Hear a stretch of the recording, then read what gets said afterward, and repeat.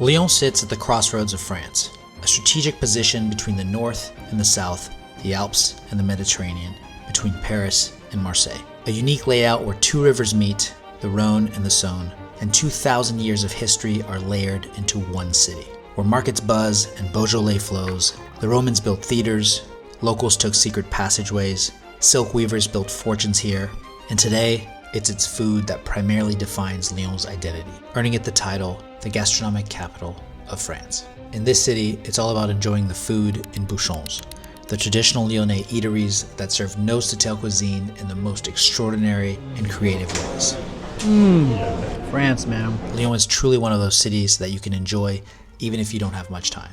In just 2 or 3 days, you can eat like a local, dive into some very unique world-class museums, and see why Lyon might be the most underrated city in France. Come with us as we show you how to make the most of your 48 to 72 hours here, and if you're looking for a comprehensive map highlighting the best local bouchons, restaurants, cafes, fromageries, and activities you can't miss in Lyon, we'll have that linked below.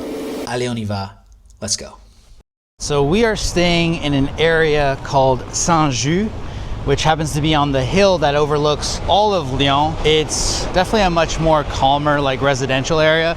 But one of my favorite things about it is we actually have to take a funicular to get into the city center every day. There happens to be 2 funiculars. One will take you to the Basilica of Notre Dame of Fourvière Church, which is probably the most famous site that tourists come here to see. And the one we take, though, has 2 stops. The first stop will take you to the Roman ruins and the Roman Ruin Museum. And the second stop will take you to Lyon, which is the old town. Today, that's what we're doing. As always, we're walking to, it's about a 5-minute walk for us to the funicular. And we get on an actual family pass, which is €7 for the day for both of us. Unlimited public transport, which I find is actually a pretty good deal.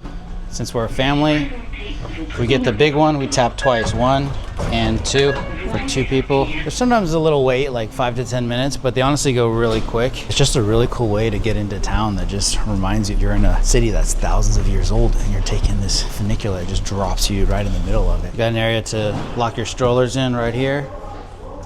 We'll be chilling. Baby's happy. I'm happy about that. Happy baby. Happy life.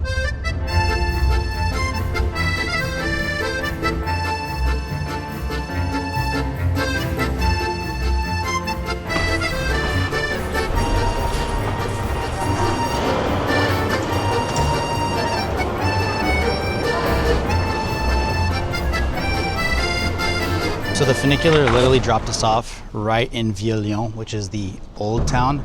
And you're about I want to say a 1-minute walk from Place Saint-Jean, which is one of the main squares in the city where I'm standing now. Right behind me, you see that amazing church.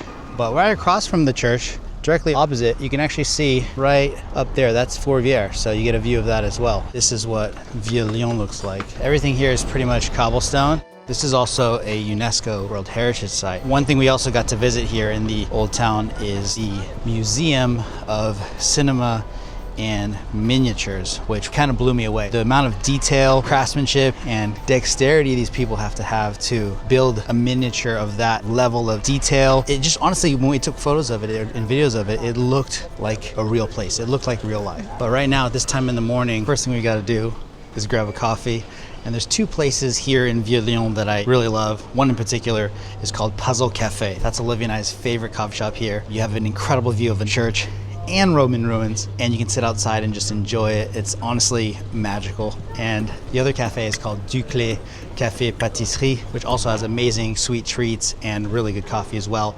And that's located on the same block as the Museum of Cinema and Miniatures. And right across from that patisserie, I will add, there is a very cool store. Essentially, I would say the coolest store for souvenirs here in Lyon. It's called Les Ateliers de Marinette.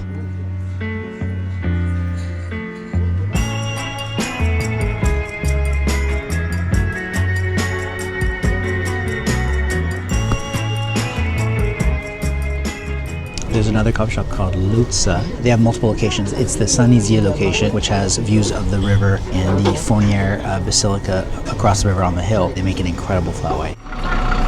Yeah. Bro, that was smooth as hell. We have just stepped inside Les Halles de Lyon Paul Bocuse. And as you may have heard, Lyon is the gastronomic capital of France, maybe the world. It is known for its food. And I feel like this food hall in particular is a great place to come if you want a sampler of a variety of food from Lyon.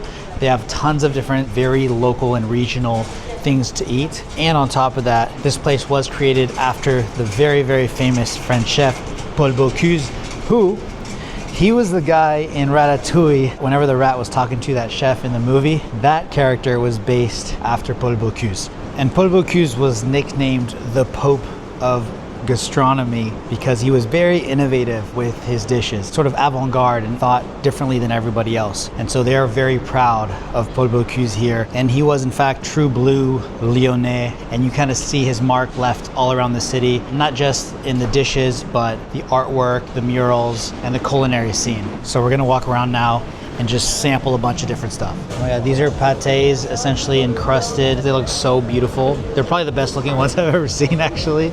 I'm just trying to decide on which style and which flavor profile I want. I'm seeing an apricot duck, a morel, a pork pistachio, a mustard chicken. I mean, dang. What are you thinking, Olivia? This is not really my vibe. Okay. Bonjour. Qu'est-ce que vous conseillez? C'est dur à choisir en fait, ils ont l'air tous très bons. Pork pistache? Ah, ça c'est lyonnais. So the pork pistachio is very the Lyonnais way.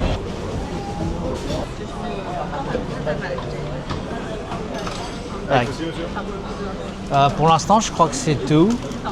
Mais je vais peut-être repasser plus tard. Avec plaisir. T'inquiète, c'est juste derrière. Ok, merci beaucoup. Bonjour monsieur.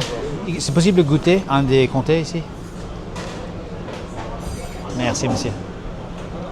Ça c'est 24. Save me some. Bro, dude. That's so good. And you taste the little crystals inside the cheese. He was telling me that the 18th and the 24 months, they're raised with cows in the summer, so it's a little bit more fruity. Whereas the 12 month and the 30 month was in the winter. Let's see. You can see the difference by the skin. When it's made in winter, it's more white. When it's made in summer, in general, it's more gold. Golden. Oh, wow. Oh, thank you. Oh, wow. This is the one he's putting on our platter, he said. Oh, okay. He's nice enough to just give us a sample anyways, but We have some flavor, but not too strong. that might be my favorite one, though. Je crois que c'est mon préféré, en fait, 18 mois. It melts. Dude, French cheese is so amazing. It's like actually crazy how many cheeses they have. So you got us set up here with 3 different cheeses. On the left, we got Saint-Marcellin. You got us a medium mild one. You can kind of choose the strength of your cheese. Then we have the 18th month aged Comté, probably the one I'm most excited about. And he made us a little tower of it, so it's a lot. And then on the right here, we got a really good goat cheese that's I've already had a few bites of, and it's fantastic. And what's cool about the meat platter he made us is the 2 on the left are local. And then here we have a prosciutto, or they call it jambon cru here in French. And on the right, we have what I've never really tried before, which is a pâté en croûte, encrusted pâté. And that again is also the local version with pork and pistachios. All right, pâté en croûte, here we go.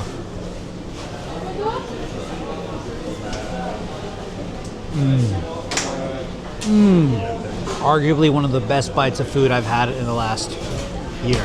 You have so many textures working together on the inside. You got pistachio, you have gelatin that's like pork flavored. You have pork meat, a whole bunch of different parts of the animal, and then you have a beautiful crust on the outside. I mean, there's a good 5 to 7 textures working together on this bite. Insane. So rich and savory and salty. You pair that bite together like with the red wine, there's nothing that beats this.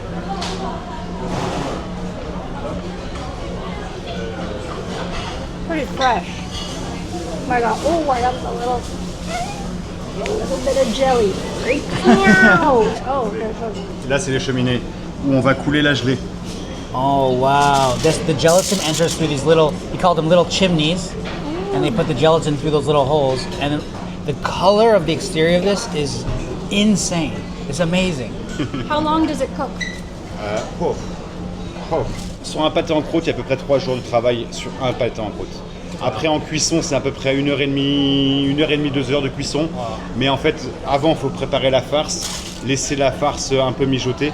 Parce que par exemple, là, ça va, mais par exemple, il y a le canard, c'est mariné dans le cognac. Donc il faut que la viande soit marinée avec le cognac, avec les champignons, etc. Donc ça prend, pour un pâté en croûte, c'est 3 jours. Okay. Voilà. 3 days of labor for one of those things. And he told me that the outside is 40% butter, he said. That's why it's so delicious. Et en France, le beurre, pour nous, c'est tout. Yeah, beurre is life. Merci. Exactly.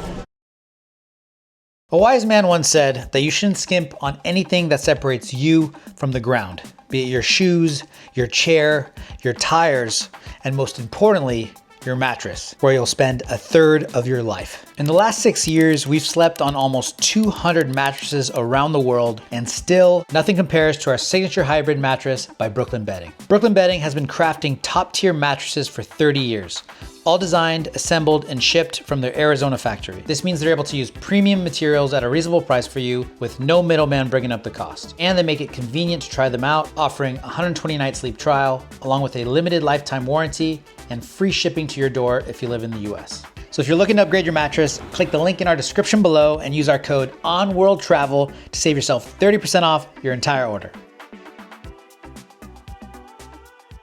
While Lyon boasts 20 Michelin-starred restaurants, like I mentioned earlier, it also has its own special variety of local restaurant, the bouchon. The word bouchon in French means like a cork or a stopper of a bottle. And here, a bouchon isn't just a restaurant. It's Lyon's soul, squeezed into a noisy, crowded room where the menu consists primarily of nose-to-tail cuisine. Here are 20 dishes I recommend you try in Lyon in no particular order. Starting with quenelle de brochet. This is the most signature Lyonnais dish. It's a pikefish dumpling, usually in either a rich crayfish nantois sauce or a homardine lobster sauce. Light, soufflé-like with an airy texture and a delicate fish flavor. It's a very unique dish with a rich, flavorful sauce. La salade lyonnaise. Frisée lettuce, French bacon called lardon, which more closely resembles pork belly than bacon, croutons and a mustardy vinaigrette, and always topped with a runny poached egg. If you're adventurous, you can ask them to add either liver or some sauteed gizzards to add a gamey twist to this classic dish. It's delicious, and in bouchons, they'll often give you a ginormous portion. Tablier de sapeur. Breaded and fried beef tripe marinated in white wine and typically served with some type of tartar sauce or like a sauce gribiche. It's essentially cow stomach schnitzel. Crunchy outside, chewy inside, but very tasty if you like tripe. Poulet de Bresse à la crème. The famous Bresse chicken from a nearby town is a big crowd pleaser that comes in a rich cream sauce with morels and different mushrooms. It's fantastic, and just another reminder to have anything with a rich morel mushroom sauce. Can't go wrong. Tarte à la praline. This bright pink praline tart is iconic to Lyon. It's incredible, and each place makes their own version of it. Some other classic desserts to mention: chocolate mousse, crème caramel, and pruneau au vin rouge glace vanille. Andouillette. This is a Lyonnais staple. It's a coarse-grained rustic sausage with a bold flavor made from pork intestines, grilled and served with a mustard sauce. Chewy, a bit funky, beloved by locals. It can have a pungent odor sometimes. Some love it, others can't even finish a bite. I personally love it. I also discovered an andouillette brioche on this trip, which was a very unique twist on this classic dish and only served at a local bouchon called Le Bouchon des Cordeliers. Cervelle de canut. Cervelle de canut is something that is often offered as a dessert to close out a meal, or it can be used to accompany a dish. It's a fresh herbed cheese spread made with fromage blanc with chives, shallots, garlic, vinegar, and herbs, and it's absolutely delicious. Pâté en croûte. Pâté en croûte is a meat pâté baked in a pastry crust, sometimes filled with foie gras. The local Lyonnais style is pork pistachio, and this was hands down one of my top 3 bites in all of my time here in Lyon. Maison Cédrier and Les Halles de Lyon Paul Bocuse do an amazing job. Les gratons, crispy pork cracklings, typically served as an appetizer with bread. This is a fun way to start a meal that celebrates the mighty cochon. Œuf cocotte au Saint-Marcellin. Saint-Marcellin cheese is a soft, creamy cow's milk cheese from the Lyon region. In this case, it's melted down with 2 eggs into a mini cauldron of deliciousness to dip your bread into. So good. Saucisson lyonnais. A cured sausage unique to Lyon, typically homemade in bouchons, often with pistachios. It's usually sliced cold or poached warm. Very tasty dish that Olivia and I both enjoyed. Rosette de Lyon. This is a thick, dry cured pork sausage. Looks like salami, usually thinly sliced as charcuterie. It's local and delicious and pairs really good with some local cheese and red wine. Boudin noir aux pommes. This is blood sausage with sauteed apples. This one is less intimidating as it sounds. It's got a smooth texture, kind of looks like chocolate mousse, but very tasty. Tête de veau. This is hands down the most daunting dish to try in Lyon. It's veal head, boiled and often served cold with gribiche sauce. It's jiggly and gelatinous with a rich beef flavor. I personally enjoy it. Veal sweetbreads. This is another interesting dish. I'm not a big fan of this one, but it's certainly interesting and worth trying. You can either get it pan fried with lots of butter and parsley or covered in a rich morel white sauce. Any type of meat stew. In this case, Olivia ordered a civet de jus de porc, which is a stew of pork cheeks, but they are all incredible and usually made with a decadent red wine sauce. And of course, you also got to mix in the French classics. I recommend any kind of pâté or terrine, escargot, savory or sweet crepes, cheese of any kind, beef snout salad, steak frites, and so many more. Speaking of steak frites, here's our first time trying l'entrecôte in downtown Lyon. Oh wow, let's go. Looks so good. Thank you, sir. Merci, monsieur. Merci beaucoup. Dang, when you say medium rare, they make sure it's medium rare. I think they're still on a pulse on that right there. The heart is still beating. All right, we just sat down at L'Entrecôte. This is a chain of restaurants. They have many of them around France in big cities, Toulouse, Montpellier, Lyon, everywhere. They're famous for one thing and one thing only. They serve one dish, steak frites, a pairing made in heaven. So simple, but so delicious. And I think what makes it so special is not just the kind of quality of beef that they serve, but also the sauce, which I just had a few bites, and it's just that emulsion of butter and mustard and different herbs, parsley and tarragon. I think there's some anchovy in there, I want to say, and I think they even use like an egg yolk to kind of just help emulsify everything into this like rich sauce that just pairs well with an unlimited amount of fries. You can eat as much fries, and they'll keep bringing them to you if you need it. And the fries are like crispy yet a hint soggy, but soggy in the best way, almost like a McDonald's fry is. Very flavorful as well. Grab this sauce and just coat your fries with it. Do as the local Lyonnais people do. First time trying l'entrecôte. Here we got in right away. They open at 7 p.m. We're like, we're going to be there right as they open, and we were, and so they got us in right away with no reservation. It's fantastic. The meat just melts in your mouth. I would say this is actually more rare than medium rare, but it's incredible. It's amazing. I'm actually quite surprised too, just around me, every single table around me, they're speaking French, so it's not just for tourists. That was one of my big fears. It seems like the locals also like this place too. So from this square called La Place des Terreaux, we decided to head into the Museum of Fine Arts, whose entry is located here. Housed in a former Benedictine convent, the Museum of Fine Arts is often called France's Little Louvre and hides one of Europe's best art collections. It's got everything from Egyptian sarcophagi and relics to bold French Impressionist masters like Monet and Picasso. Even the peaceful cloister garden out back feels like art, an oasis of calm in the heart of the city. We really enjoyed our time here and were very impressed by many of the beautiful paintings.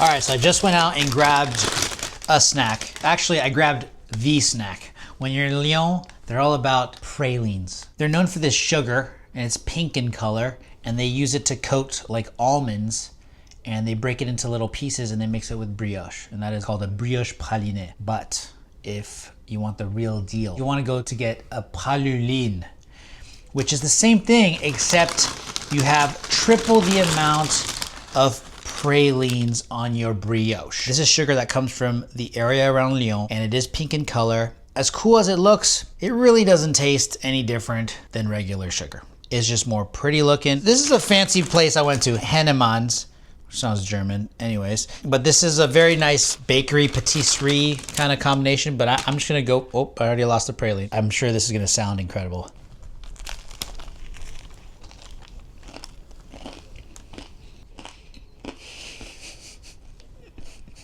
Sugar explosions. Sounds crunchy. I feel like you could definitely break a tooth on one of these pieces of sugar though. But it's really good. There's like a little bit of a chew, you know, when you have that like thick sugar and it becomes a little bit chewy, it's kind of like that. And then you have a little bit of crunchy parts. It's just a good combination of different textures. Time to talk about our absolute favorite museum, Lugdunum. the Gallo-Roman Museum of Lyon-Fourvière. Lyon was once the Roman capital of Gaul, and at Lugdunum, you get to step into the cradle of Lyon's history. The museum feels like stepping underground into another world. The concrete structure itself is absolutely magnificent. It's full of mosaics, statues, even fragments of daily life pulled straight from antiquity. It's quiet, stays cool even on the hottest of days, and gives you such a unique glimpse into Lyon's original blueprint. Outside, you're literally walking on stones that felt the sandals of gladiators 2,000 years ago, with sweeping views of the modern city below. Just another striking reminder of how Lyon's story began. To really feel Lyon, you have to see it from the water. A cruise with Les Bateaux Lyonnais takes you down the Saône, gliding past Renaissance facades, riverside cafes, and several uniquely engineered bridges. From the water, Lyon gives you a very different perspective and vantage point. We liked getting to watch many locals enjoying themselves, whether it be biking along the river or having a relaxing drink or picnic by the water.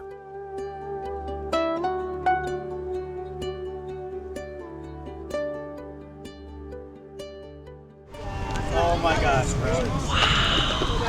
All right, we have just made it to Parc de la Tête d'Or, which translates to the Park of the Golden Head. And I don't know if you guys can see behind me, but I got giraffes, a few zebras, some gazelle.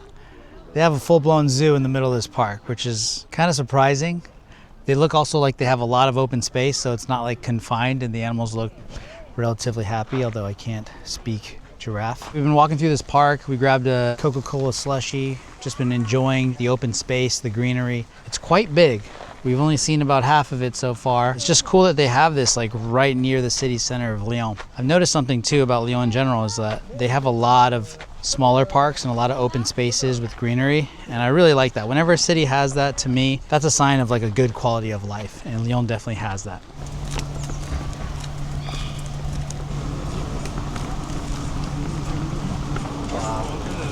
This is pretty vibey. We got a little cafe here on the lake. I do see about 4 or 5 of those boats. You can rent these little paddle boats and go out into the lake and picnic, whatever. I was worried that they didn't have shelter from the sun, like they didn't have coverage, but these little boats do have coverage, so that's good to know. One thing that's been really good about this park is it's like 90 degrees out, but there's a lot of shade. So I feel like if it's a really hot day here, this is one of the places you want to come to because you can stay cool. So we've been in Lyon for about 2.5 weeks now, and this city, the city center is like crazy clean, and that's something that I immediately appreciated compared to like a Paris. But I think what's most unique about this place is that it's not so much about like coming here to visit and do specific activities. Yes, there's like nice museums, you can go on like a boat tour and things like that, but you come here mainly to eat, enjoy yourself. The architecture is out of this world. There's a very kind of an Italian influence here because the Medici family, as a merchant family, they did business out of Lyon and they owned a lot of the real estate here. And there were also like the silk weavers and the silk workers that were here back in their past. But here I feel like every corner is just beautiful. It is like an open air museum. One of our favorite things to do is to just like hop from place to place, or like square to square, and just hang out. Like there's an abundance of great coffee shops, abundance of great places to eat, and there's just like a lot of areas to just hang out on the water with insane views. I feel like this city has so many cool vantage points. Like right now we just got to one of their main squares, and like look at this.